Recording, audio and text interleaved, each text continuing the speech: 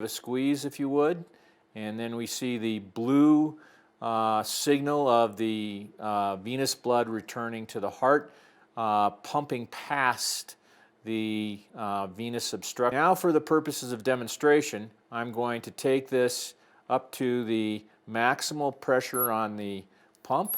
Here we see now we're up at 500 millimeters of mercury, which is the maximal capacity of the pump. And go ahead and Chris, and here we still see the red arterial signal along with the blue venous signal. So here we're going even farther past the pump, and we still see the arterial inflow noted by red on the screen, as well as the blue venous outflow. He has a blood pressure cuff on, which is a wide, rigid, non-elastic system.